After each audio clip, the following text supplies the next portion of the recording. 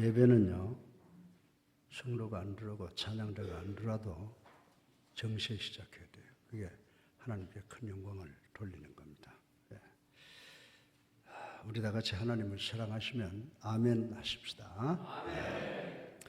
여러분들 이태리의 역사를 보면 참 어려웠던 적이 많이 있죠. 그래서 이태리의 위대한 개혁자였던 가리발디라고 하는 사람은 뜨거운 말로 수천의 이탈리아 청년들에게 조국을 위해서 싸울 것을 촉구한 적이 있습니다. 그때 한 소심한 청년이 그에게 다가와 물었습니다. 만약 내가 싸운다면 보상으로 무엇이 주어질 것입니까? 라고 물었습니다. 그때 그 단호한 대답이 주어졌습니다. 가려빈 상처, 타박상, 그리고 죽음, 그것이 보수이다. 그러나 그대들의 상처에 의해 이태리는 자유민주주의, 자유로운 나라가 된다는 것을 잊지 말기를 바란다 라고 권면을 한 적이 있습니다. 이처럼 바울은 사도행전 14장 22절을 통하여 우리가 하나님 나라를 위하는데도 여러 가지 고난과 환난을 겪어야 할 것을 말해주고 있습니다. 하나님의 말씀은 성도들에게 노력과 투정 없는 승리, 즉 고난 없는 영광을 약속하지는 않았으나 말씀이 증거하는 진리는 악과 싸워 이기기 위해 몸부림치는 성도들과 함께 하시는 하나님의 사랑과 의의 최후의 승리를 보장하시는 것이 하나님의 뜻, 하나님의 섭리라고 말씀을 해주고 있습니다. 대초에 하나님께서 창세 이래 우리 인간의 역사는 선이 악과 맞서 싸우는 투쟁의 연속이었습니다. 그 전쟁 속에서 성령의 인치심을 받은 성도들은 악의 세력, 즉 세상의 막강한 힘에 끊임없이 저항을 받으며 의로운 신앙을 지키기 위한 투쟁을 계속하고 있었습니다. 사랑하는 성도 여러분, 우리가 말세에 대해 환난기를 당하게 되면 성도들이 감당해야 할 시련은 더욱 극심해지고 선과 악의 투쟁 또한 격렬해지게 될 것입니다. 그러나 이 싸움의 결과는 이미 예언되어 있습니다. 우리 주님께서 내가 이기었으니 너희도 이길 것이라고 말씀하신 것을 우리는 꼭 기억해야 될 줄로 믿습니다. 본문을 보면 요한은 성령의 인치심을 받은 성도들은 반드시 환난을 이겨낼 것인데 이 승리자만이 흰옷을 입고 하나님과 어린 양의 보좌 앞에 서 있는 환상을 보았다고 예언하신 말씀을 우리는 본문을 통해서 읽어볼 수가 있는 것입니다. 이 환상은 성령의 인치심을 받은 우리 성도들에게 여러 가지 고난과 환난이 닥치겠지만은 결국은 신실한 성도들이 승리의 면류관을 차지하게 될 것이라고 하는 사실을 일깨워주고 있습니다. 오늘 본문을 통해 환난을 이겨내는 성도의 영광에 대해서 살펴보겠습니다. 오늘 본문은 성령의 인치심을 받은 성도들과 반대되는 개념으로 요한계시록 13장 14절로 18절을 보면은 짐승의 인을 받은 자에 대해서도 언급하고 있는 것을 보게 됩니다.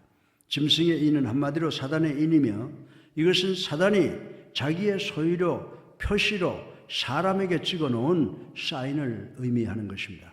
사단의 인을 받은 사람들은 세상의 모든 일을 함에 있어서 대단히 자유롭습니다. 그리고 그들은 선보다는 악을 행하기를 더욱 즐거워하며 성령의 인을 받은 자들을 멸시하고 핍박을 합니다. 그리고 사단의 인을 받은 그들은 스스로 사단의 추종자됨을 자랑스럽게 생각하며 결코 회개하지 않는다라고 하는 것입니다. 반대로 요한계시록 14장 1절에 보면 이들과 정반대로 성령의 인을 받은 사람들은 그 이마에 어린 양의 이름과 성부 하나님의 거룩한 이름이 새겨져 있다고 이야기를 하고 있습니다. 다시 말해서 성령의 인을 받은 사람들은 어린 양의 피로 구속을 받아 하나님을 아버지로 부르는 특권을 받은 자들을 의미하고 있는 것입니다. 그리고 성령의 인을 받은 자들은 하나님께 순종하며 짐승의 인을 받은 자들에게 멸시와 천대와 환난을 당하나 예수 그리스도의 이름을 위해 소망으로 인내하는 자들이라고 말을 하고 있습니다. 성령의 인치심을 받은 자들은 짐승의 인을 받은 자들이 기승을 부리며 득세한 세상 속에 살면서도 짐승의 인을 받은 자들과 전혀 타협하지를 않습니다. 그러나 하나님은 요한계시록 7장 13절로 17절을 통해서 성령의 인치심을 받은 자들에게 반드시 하나님께서 보상해 주실 것을 예언하고 있는 말씀을 우리 읽어볼 수가 있습니다. 그러므로 사랑하는 성도 여러분, 진정 여러분은 사후 미래뿐만이 아니라 현재 이 땅에서도 천국의 삶을 살아가기를 원해야 되는 것입니다. 만약 그렇다면 무엇보다도 먼저 온 몸으로 하나님을 찬양하며 날마다 하나님을 경배하며 회개하며 그리고 감사하는 삶을 살아가야 된다고 하는 것입니다. 그리고 이런 찬양과 경배를 기쁠 때나 즐거울 때는 물론 슬프고 어려울 때도 멈추지 마시기를 주님의 이름으로 축원합니다. 사도행전 2장 46절로 47절에 세상의 칭송을 받던 초대교회 성도들처럼 늘 함께 모여 하나님의 말씀과 떡을 나누고 찬미하는 삶을, 즉 영과 진정으로 예배드리는 삶을 사시기를 권면을 하고 있다라고 하는 것입니다. 사도행전 16장 24절로 40절에 바울과 실라처럼 심지어는 감옥에서도 찬양으로 하나님의 은혜와 능력을 나타냈던 것처럼 여러분들도 이러한 감사와 찬양을 통해 여러분의 삶은 물론이고 어두운 이 땅을 천국의 기쁨으로 바라보며 소망의 삶을 살아가시는 성령의 인치심을 받으신 성도들이 되시기를 주님의 이름으로 축원합니다. 오늘 설교의 본론으로 첫째 단계로 어린 양의 피에 그 옷을 씻어 희게 하였는지라는 말씀의 의미를 생각을 해 보겠습니다. 우리 다 같이 14절을 함께 읽어보겠습니다. 내가 말하기를 내 주여 당신이 아시나이다 하니 그가 나에게 이르되 이는 큰 환난에서 나오는 자들인데 어린 양의 피에 그 옷을 씻어 희게 하였느니라. 아멘. 여러분들, 이 본문에서 어린 양의 피로 옷을 씻었다라고 하는 말은 예수 그리스도의 십자가의 보혈을 통해서 죄사함을 받는 것은 우리가 죄의 용서함 받는 첫 번째 단계로 개인적으로 거룩하고 정결하게 되었음을 선포하는 겁니다. 우리가 예수 믿고 구원받아서 하나님과의 개인적인 관계를 회복하는 것이 첫 번째 단계인 줄로 믿으시기를 주님의 이름으로 축원합니다. 이 말씀을 반대로 표현하면 갈보리 언덕 십자가 위에서 흘리신 어린 양 보혈의 피를 통하지 않는 사람들의 죄는 결단코 희게 정결하게 사함을 받지 못한다고 하는 의미를 주고 있다라고 하는 것입니다. 따라서 흰옷을 입은 자들에 대한 장로와 사도 요한의 문답 내용이 고난과 어린 양의 피로 씻음이라는 두 주제로 이루어져 있다면 성도란 곧 어린 양의 피로 죄사함을 받아 정결케 되고 고난을 통해 연단을 받은 존재라고 정의할 수 있다라고 하는 것입니다.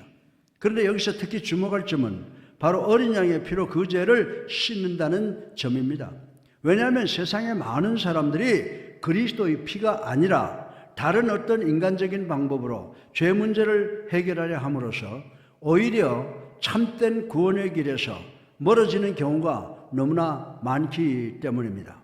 예컨대 문화인류학이나 종교학의 연구를 살펴보면 거의 이 세상에 사는 모든 종족이나 민족들은 흥미롭게도 짐승이나 심지어는 인간을 제물로 바쳐서 부정함을 씻고 재앙을 막아보려고 하는 종교적 의식을 대부분이 가지고 있다라고 하는 것입니다.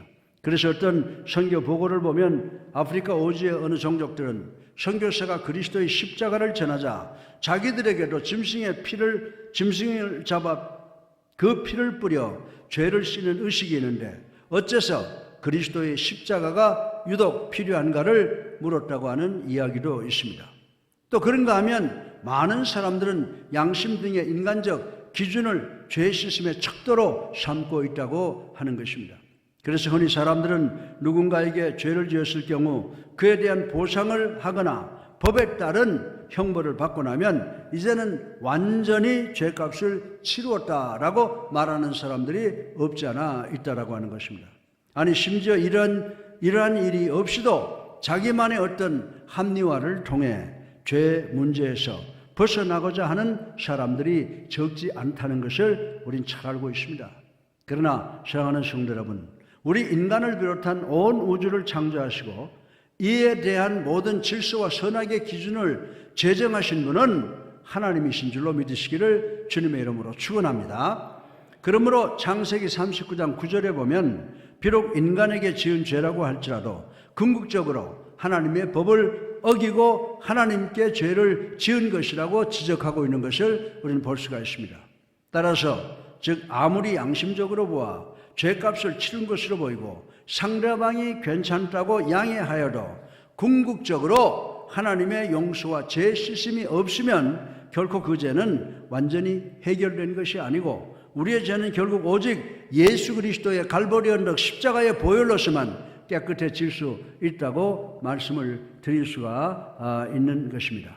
다시 말해서 이 세상 어느 누구도 하나님 앞에 설 때에 입을 옷을 스스로 깨끗하게 정결하게 빨 수가 없다고 하는 것입니다.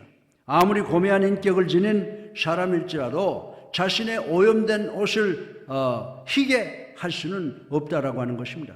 그래서 베드로는 사도행전 4장 12절을 통해서 다른 이로서는 구원받을 수 없나니 천하 사람 중에 구원을 받을 만한 다른 이름을 우리에게 주신 일이 없음이라고 선포하신 것을 우리 읽어볼 수가 있는 것입니다. 하나님께서 애굽의 바로와 그의 백성들에게 10개 재앙 중 마지막 재앙을 내리실 때 어린 양의 피를 문선주와 이방에 바른 이스라엘 백성만이 그 죽음의 재앙을 피하게 된 것처럼 어린 양 예수 그리스도의 피를 통하지 않고서는 아무도 하나님의 심판을 피할 길이 없다고 하는 것을 다시 한번 기억하시는 우리 성도님들 되시기를 주님의 이름으로 축원합니다.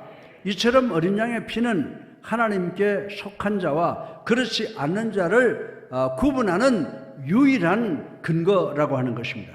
이러한 사실은 다음 예수님의 비유에서 더욱 명확해집니다. 여러분들이 마태복음 22장을 보면 어떤 임금이 자기 아들을 위해 혼인잔치를 배설하고 종들을 보내어 하객을 초청했으나 초청받은 하객들이 한결같이 이런저런 이유를 붙이며 혼인잔치에 참석하기를 거절했습니다. 이때 그 임금은 종들로 하여금 저작거리에 나가서 아무나 초청해오도록 했습니다. 마침내 손님이 집안에 가득 찼습니다. 임금이 손님들을 보기 위해 나왔을 때 눈에 띄는 한 사람이 있었습니다. 그 사람은 바로 예복을 입지 않은 자였습니다. 그래서 마태복음 22장 13절에 임금은 종들에게 명령하기를 그 손발을 묶고 바깥 어두운 데에 내던지라 거기서 슬피 울며 이를 갈게 되리라 라고 하는 말씀을 하셨습니다. 그러므로 사랑하는 성도 여러분, 우리는 어린 양의 피에 그 옷을 씻어 희게 하였느니라는 오늘 이 말씀이 얼마나 중요하고 소중한 말씀인가를 꼭 기억해야 되는 줄로 믿으시기 바랍니다. 우리를 위해 독생성자 예수 그리스도를 보내신 하나님과 기꺼이 그 십자가를 지신 그리스도께 깊은 감사와 찬송을 드려야 되는 줄로 믿으시기 바랍니다. 사랑하는 성도 여러분, 세상에서 하나님을 대적할 힘을 갖고 있는 자, 또 힘으로 하나님을 이길 자는 아무도 없다라고 하는 것입니다. 재미있는 이솝 우화가 있습니다. 모기와 사자가 싸우면 여러분들 누가 이긴다고 생각하십니까? 이 이솝 우화에 나온 이야기입니다. 사자가 동물 중에 자기가 제일이라고 하면서 의시되며 다니는 것이 조그만 모기한테는 얼마나 메스꺼웠던지 그 콧대를, 사자의 콧대를 한번 낮춰줘야 되겠다라고 생각을 하고 잠자는 사자의 콧등을 그냥 포격을 하듯이 쏘아대었습니다. 계속해서 쏘게 되니까 이 사자가 견딜 수 없어서 몸을 이리저리 부딪히고 그러다 결국 자기의 머리를 큰 바위에 부딪혀서 죽게 되었다고 하는 것입니다. 그런데 모세가 사자의 시체 주위에 날아다니면서 내가 밀림의 왕자를 이겼다고 하는 순간에 거미줄에 걸려서 죽게 되었다고 하는 것입니다. 사랑하는 성도 여러분, 이솝은 왜 이런 비논리적인 이야기를 했습니까? 힘과 힘의 대결은 승자가 없고 오직 패자만 있다고 하는 교훈을 우리에게 주고 있다라고 하는 것입니다. 인생이 힘으로는 승자가 될 수 없는 줄로 믿으시기 바랍니다. 인생 스스로는 모든 것을 이길 수가 없다고 성경은 이야기를 하고 있습니다. 사랑하는 성도 여러분, 성령의 인치심을 받은 성도가 되기 위해서는 두 단계가 있는데, 하나는 예수를 나의 구주로 살아계신 하나님의 아들로 믿고 영접함으로 말미암아 세례받는 것을 통하여 우리의 옷을 깨끗하게 씻듯이 우리의 죄를 씻는 길, 이것이 바로 첫 번째 단계인 줄로 믿으시고, 여러분 개인적으로 예수님으로 하여금 여러분의 구세주가 되게 확실하게 믿는, 그리고 세례받는 여러분 되시기를 주님의 이름으로 축원합니다. 둘째로, 하나님께서 성령의 인을 받는 사람을 위해서 장막을 치라고 하셨습니다. 다시 말해서 하나님의 집을 세우라는 말씀을 하셨는데, 이 집을 세우라라고 하는 의미, 이 두 번째 의미를 생각을 해 보겠습니다. 구약 성경에서 하나님의 장막은 일반적으로 피난처로 상징을 하고 있습니다. 우리 다 같이 시편 27편 5절을 함께 읽어 보겠습니다. 여호와께서 환난 날에 나를 그의 초막 속에 비밀히 지키시고 그의 장막 은밀한 곳에 나를 숨기시며 높은 바위 위에 두시리로다. 아멘. 하나님의 장막으로, 다시 말해서 하나님의 집으로 피하는 자들은 하나님의 보호하심을 받을 뿐만 아니라 안식, 영원한 안식을 얻을 수 있다고 하는 말씀이라고 하는 것입니다. 하나님께서 보호하시는 장막이기에 그곳에 피하는 자들은 영원한 안식과 안전을 보장을 받을 수가 있는 것입니다. 그들은 세상에 사는 동안에는 짐승의 인을 받은 자들로 인해 참된 평안과 안식을 누려보지 못한 사람들입니다. 그러나 하나님 앞에 이르렀을 때에 세상의 상황과 정반대의 입장에 놓이게 되어 성도는 하나님의 장막에 거하며 하나님의 안전한 보호 아래 있게 되는 줄로 믿으시기 바랍니다. 본문 14절의 표현대로 성령의 인을 맞은 성도는 큰 환난에서 나오는 자들이라고 했는데, 어떤 성도든지 큰 환난을 겪지 않는 자는 없을 것이라고 말씀을 드릴 수가 있습니다. 이 큰 환난은 그리스도의 이름을 위해 받는 박해이지만 넓은 의미에서는 성도가 세상에 살면서 세상과 타협하지 아니하고 하나님을 위해서 산 것을 의미하는 것입니다. 이런 점에서 온갖 세상의 유혹도 큰 환난의 범주에 들어갈 수 있는 것입니다.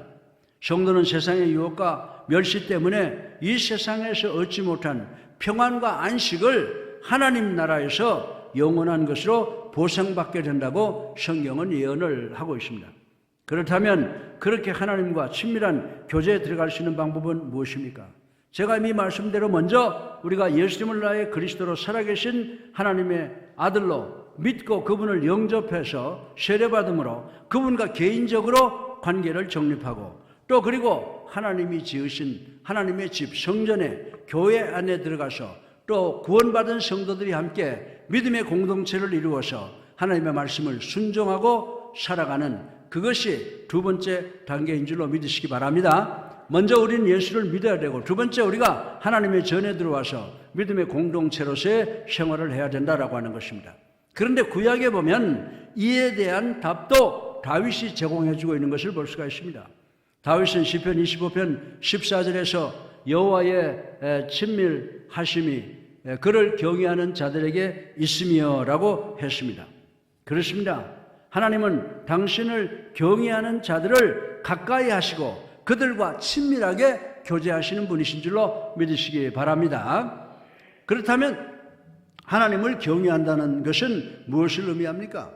잠언 8장 13절에 보면 악을 미워하는 것으로 의미하고 있습니다.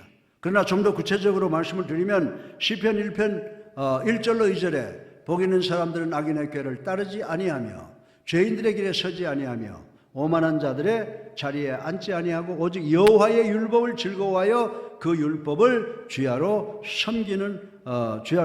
묵상하는도다라고 말씀을 했습니다. 그러므로 사랑하는 성도 여러분, 성령의 인치심을 받은 여러분은 성령의 인치심을 받아 제일 먼저 하는 게 뭡니까? 여호와를 경외한다라고 하는 것입니다. 여호와를 경외함으로 말미암아 사죄의 은총을 받아서 먼저 여러분들이 개인적으로 구원을 받고 하나님의 성전에 와서 믿음의 공동체로 하나님과 성도들과 친밀한 교제를 나누고 하나님의 율법을, 하나님의 말씀을 절대 순종하며 살아갈 때 영원한 안전과 복을 보장받으시는 여러분들이 되신다고 하는 사실을 믿는 여러분 되시기를 주님의 이름으로 축원합니다. 셋째로 마지막으로 하나님께서는 당신의 자녀들과 믿음의 공동체가 되어 당신의 집에 거하는 모든 백성들, 저들에게 눈에서 흐르는 모든 눈물을 씻어주심으로 환난을 싸워서 하늘나라에 들어온 것을 보상해 주겠다고 하신 그 말씀을 생각을 해 보겠습니다. 우리 다 같이 요한계시록 7장 15절로 17절을 함께 읽어보겠습니다.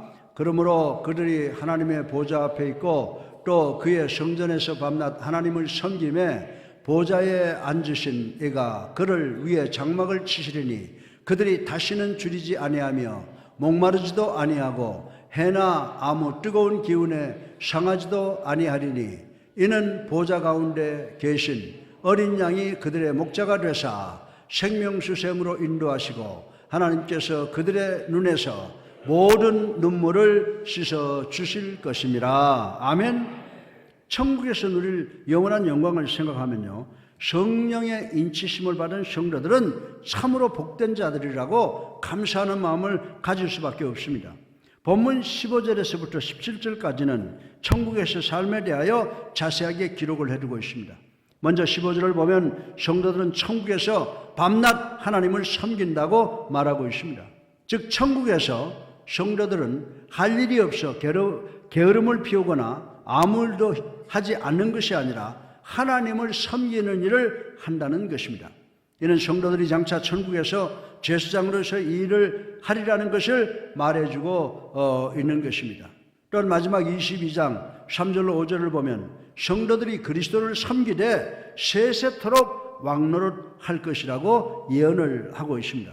이러한 말씀을 종합해보면 성도들은 장차 천국의 명실공히 왕과 제사장으로서의 영광과 지위를 함께 누리게 되리라는 것을 알 수가 있습니다. 한편 그 왕과 제사장은 이 땅에서의 그것과는 전혀 다른 것입니다. 즉 땅에서의 제사장이란 죄사함을 위해 희생 제물을 잡는 등의 일을 했지만 천국에서의 제사장은 그러한 수고로운 일을 전혀 하지 않아도 된다는 것입니다. 왜냐하면 천국은 모든 죄와 사망이 사라진 곳으로 더 이상 어떤 희생의 제물도 필요하지 않기 때문이라고 하는 것입니다. 또 땅에서의 왕들처럼 전쟁의 위험을 앞두고 고민하지도 않고 홍수나 가뭄과 같은 재해를 염려할 필요도 없으며 권력을 유지하기 위해 늘 주의를 경계하며 불안해하지도 않을 것입니다. 왜냐하면 요한계시록 22장 1절로 2절에 보면 장차 열릴 New Heaven, New Earth, 새로운 하늘과 새 땅은 하나님의 평강이 충만한 것으로 그야말로 생명수가 흐르며 이사야서 11장 6절의 말씀처럼 사자가 어린 양과 뛰놀며 요엘 3장 18절의 말씀처럼 산들은 단 포도주와 젖을 흘리는 참으로 평화로운 것이 되기 때문일 것입니다. 이와 같이 이사야서 23장 6절에 하나님의 은혜를 입은 성도들은 아름답고 평화로운 곳에서 골수의 기름진 것과 맑은 포도주로 예비된 잔치의 기쁨과 함께 영원히 하나님을 찬양하며 만물을 다스리는 영광을 누리게 된다는 것을 예언한 줄로 믿으시기 바랍니다. 자, 그러면 우리 한번 다 같이 생각해 보십시다. 사랑하는 성도 여러분, 이 땅에 과연 역사 속에 어느 임금이 이러한 영광과 축복을 누린 적이 있습니까? 자신의 권력을 빼앗기지는 않을까 늘 노심초사하며 마침내 가족마저 의심하여 가족을 죽여야 했던 그 옛날의 황제나 독재자입니까? 아니면 다가올 죽음이 두려워 불로초를 찾으며 그것도 안심이 안 되어 자기의 시신을 지키기 위해 엄청난 무덤을 만들었던 애굽의 바로나 중국의 진시황입니까? 또 그 막대한 오일 달러를 가지고서도 사막의 뜨거움을 어찌하지 못해 돌과 콘크리트로 지은 건물에서 에어컨을 켜놓고 편안해하는 중동의 왕들이나 부호입니까? 아니면 잠시 권자의 영광을 누리다가 결국 재선에 실패하여 쓸쓸히 평범한 시민으로 돌아가거나 심지어는 그러한 영광조차도 누리지 못하고 전쟁이나 정책의 실패로 성난 군중들에 의해 중도의 자리를 내놓아야 했던 수많은 실패한 통치자들입니까? 이 모든 것은 장차 우리 성도들이 누릴 영원한 영광과는 비교도 되지 않는 줄로 믿으시기를 주님의 이름으로 축원합니다. 사랑하는 성도 여러분, 성도의 눈물은 세상에서 당한 환난과 고난을 상징하는 것입니다. 그리고 하나님께서 성도의 눈물을 씻어 주심은 성도가 세상에서 당한 환난과 고난을 보상해 주심을 의미하는 것인 줄로 믿으시기 바랍니다. 성도는 세상에서 흘렸던 눈물에 대해 하나님께 반드시 위로를 받습니다. 이 위로는 영원한 것이며 성도들을 고난에 빠뜨린 자들에 대해서는 심판이 확정되었음을 의미하는 것이라고 말씀을 드릴 수가 있는 것입니다. 믿지 않은 사람들은 세상에 살 동안 자신의 욕심에 따라 육체적 향락을 누렸지만 하나님 앞에서는 영원한 고난을 피할 수가 없는 것입니다. 그러나 성령의 인체심을 받은 성도는 세상에서 고난을 달게 받으면서 살았기에 하나님 앞에서 영원한 영생복락으로 위로와 상급을 받게 된다는 것입니다. 그렇기 때문에 우리 성도들은 이 세상에서 영광을 구할 것이 아니라 그리스도를 위해서 받게 되는 수치와 고난을 당연하게 여기고 하나님께서 예비하신 위로를 소망으로 기다려야 되는 줄로 믿으시기 바랍니다. 성도에게 이런 신앙의 자세가 없으면 세상 사람들로부터 조그마한 수치나 불이익을 당할 때 견디지 못하고 세상 사람들과 더불어 고난과 환난 속에서 완전히 무너지게 될 수밖에 없는 것입니다. 사랑하는 성도 여러분, 우리는 간혹 세상에서 거룩하지 못한 삶을 살 때가 있지만은 궁극적으로 하나님께서 우리를 의롭다고 인정해 주시기 때문에 아무 염려할 것이 없는 줄로 믿으시기를 주님의 이름으로 축원합니다. 그리고 세상을 살아가는 동안에 피할 곳이 없으며 수치와 고난 가운데 살지라도 하나님께서 우리의 영원한 피난처가 되시며 위로자가 되시기에 어떠한 고난과 수치라도 인내해야 된다라고 하는 것입니다. 이 땅에서의 쾌락은 물론 고난조차도 잠시 있다가 사라질 안개일 뿐이라고 성경은 우리들에게 교훈하고 있습니다. 16절을 보면 장로는 그들이 다시는 줄이지도 아니하며 목마르지도 아니하고 해나 아무 뜨거운 기운에도 상하지도 아니하리니 라고 말씀을 하셨습니다. 이는 이사야서 49장 10절 반영으로 천국에는 모든 것이 풍요하나 없는 것도 있는데 그것은 바로 주림과 목마름, 추움이나 더움 등의 고통이 없다는 말씀이라고 해석할 수가 있습니다. 우리가 잘 알듯이 창세기 3장 17절로 18절에 땅은 태초 인간의 범죄로 인해 저주를 받아 가시와 엉겅퀴를 내고 하늘의 기후까지도 추움과 더움이 반복되는 것으로 변하게 되고 말았다고 하는 것입니다. 그러나 이제 하나님의 새롭게 하시는 능력으로 처음에 모든 고통과 환난은 다 지나가고 만물이 새롭게 된 천국에 이러한 것들은 물론 아픈 것이나 눈물 같은 일체의 부정적인 것들이 모두 사라지게 된다는 것입니다. 또한 천국의 모습을 묘사한 요한계시록의 말씀들을 더 살펴보면 요한계시록 21장 4절로 8절에 죄와 사망까지도 모두 사라질 것이라고 예언을 하셨습니다. 그렇다면 죄악 속에 누리던 욕망과 쾌락도 더 이상 없을 것이 자명한 사실이라고 말씀을 드릴 수가 있습니다. 따라서 우리는 더 이상 목마름과 주림과 아픔이 없을 것이라는 요한계시록의 말씀의 방향을 바꾸어 표현하면 바로 이렇게 말할 수가 있을 것입니다. 천국에는 죄악의 쾌락이 없을 것이며 죄악 속에 룰라랄라 하던 자들도 사라지고 그들에게는 지옥에서 슬픔과 눈물과 수치와 고통만 있을 것이라고 바꾸어서 말할 수가 있는 것입니다. 다시 말해서 땅에서 복음을 위해 고난받는 자, 즉 성령의 인치심을 받은 자들은 천국에서 더 큰 행복을 누릴 수 있다고 말씀을 하고 있는 것입니다. 사랑하는 성도 여러분, 17절에 보면 어린 양이신 예수 그리스도께서 성도들을 생명수 샘으로 인도하시고 그들의 눈에서 눈물을 씻어주실 것이라고 예언하는 모습을 우리는 읽어서 잘 알고 있는 것입니다. 따라서 이 말씀과 더불어 다시는 줄이고 목마른 것이 없다는 16절의 말씀과 사망이나 애통이나 아픈 것이 있지 아니하리라는 요한계시록 21장 4절의 말씀을 함께 묶어서 생각해 보면 분명 우리 성도들은 땅에 있을 때 복음과 믿음을 위해 줄이고 목마르고 애통하며 눈물 흘리는 고난과 함께 심지어는 생명까지도 빼앗겼던 사람들을 말하는 것이라고 우리가 해석을 할 수가 있는 것입니다. 따라서 여기 우리가 알아야 할 것은 참된 성도는, 성령의 인치심을 받은 사람들은 이 땅에서 고난을 당할 수밖에 없다는 것입니다. 왜냐하면 무릇 그리스도 안에서 경건하게 살고자 하는 자는 어쩔 수 없이 핍박과 고난을 당할 수밖에 없는 것이 바로 이 세상의 현실이기 때문이다라고 하는 것입니다. 그런데 세상 사람들은 말할 것도 없거니와 심지어는 우리 믿는 자들, 성도들 가운데서도 누가복음 16장 19절에서 22절에까지 나오는 상황을 이렇게 생각합니다.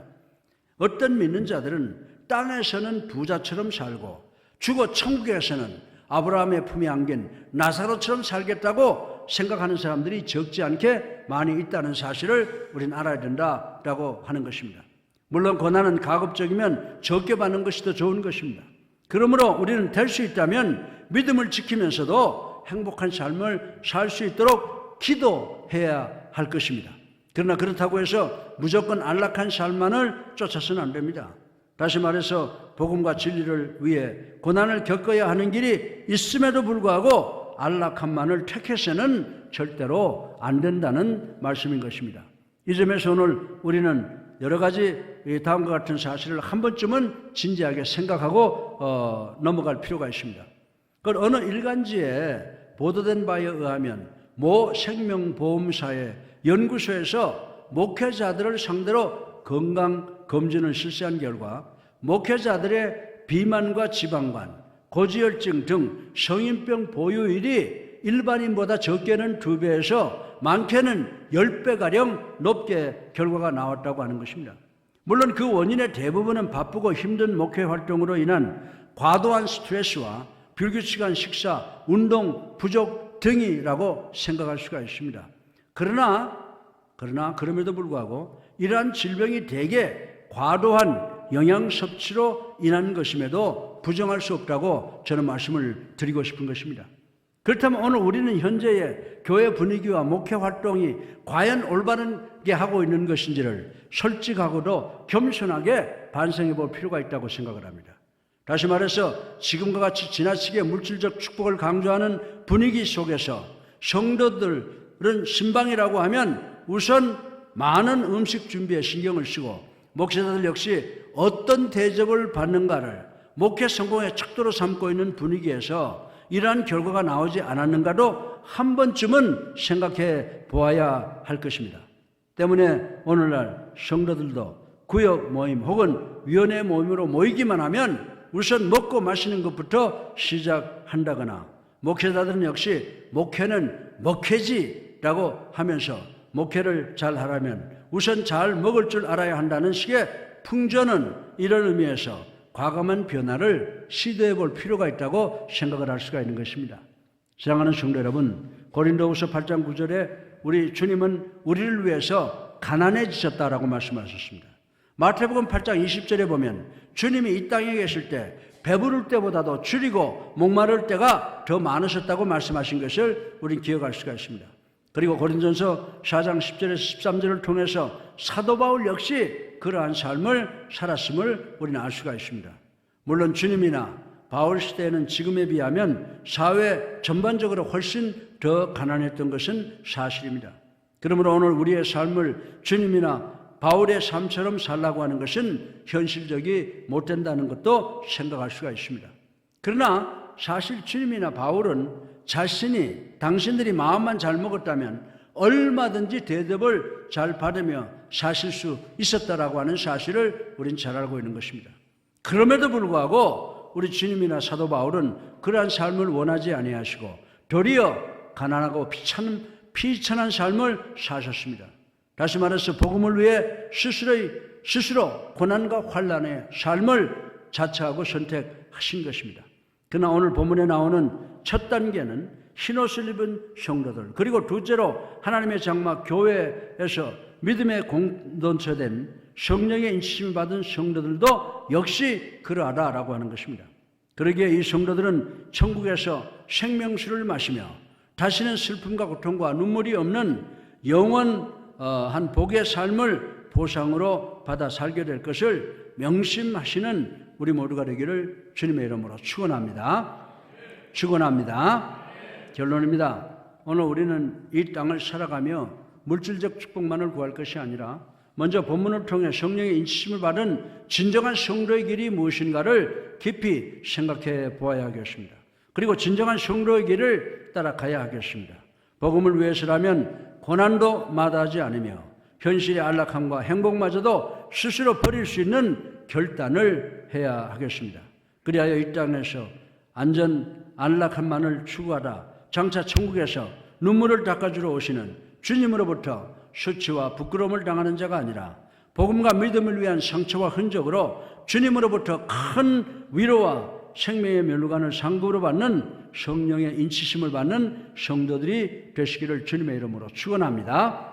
여기서 우리는 갈라디아서 1장 10절을 한번 다 같이 생각해 보아야 되겠습니다. 함께 읽어보겠습니다. 이제 내가 사람들에게 좋게 하랴 하나님께 좋게 하랴 사람들에게 기쁨을 구하랴 내가 지금까지 사람들의 기쁨을 구하였다면 그리스도의 종이 아니니라. 아멘. 우리는 이 바울의 고백에 귀를 기울여야 됩니다. 사랑하는 성도 여러분, 오늘 본문을 보면 성령의 인치심을 받기 위해서 두 단계가 있었습니다. 사도 요한은 첫째로 천국에서 흰옷을 입은 수많은 사람들이 하나님과 어린 양 앞에서 한 목소리로 찬양하는 것을 보았는데, 이들은 그리스도의 십자가의 보혈로 죄사함을 받고 큰 환난에서 나온 자들이라고 했습니다. 우리들이 예수를 나의 구주로 살아계신 하나님의 아들로 믿고 영접하고 세례받고 세상의 고통 속에서 주님의 말씀에 순종하기 위해서 성전으로 나온 우리들을 이야기하는 것입니다.